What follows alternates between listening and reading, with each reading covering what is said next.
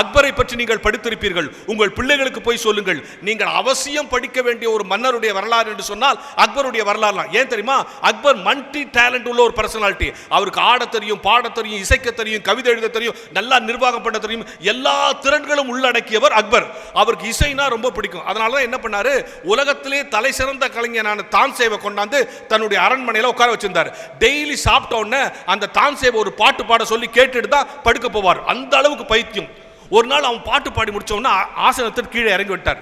தான்சே, கைய குடியா, சூப்பரா பாடுறியா, உன்ன மாதிரி பாடுறதுக்கு இந்த உலகத்தில் ஆளே இல்லையாண்ணா.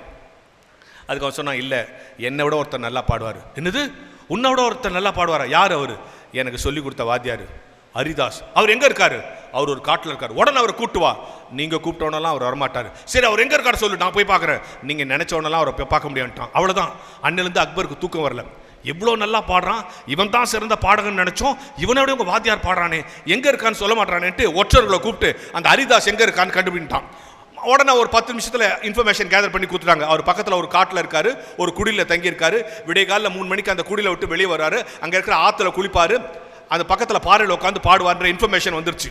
2 மணிக்கு அக்பர் போயிட்டான், ஒளிஞ்சு பார்த்தான். அதே மாதிரி 3 மணிக்கு வெளியே வந்தார், அந்த ஆற்றுல குளிச்சார், அந்த பாறையில் உட்காந்து ஹரிதாஸ் பாடுறார். அக்பர் கேட்டு அசந்து போயிட்டார். சே, இவ்வளோ நாள் தான்சே பாட்டு தான் நல்லதுன்னு நினச்சோம், அவரோட சூப்பராக பாடுறாருன்ட்டு மயங்கிட்டு அடுத்த நாள் அரண்மனையில் வந்து தான்சேட்ட சொன்னான், நீ சொன்னது கரெக்ட் தான் யா, உங்கள் வாத்தியாரை நான் பார்த்துட்டேன், என்ன அருமையாக பாடுறாரு அப்படின்னு சொல்லிட்டு அக்பர் கேட்டார், ஆமாம், நீ அவர்கிட்ட தானே கற்றுக்கிட்ட, நீ ஏன் அவரை மாதிரி பாட மாட்டற?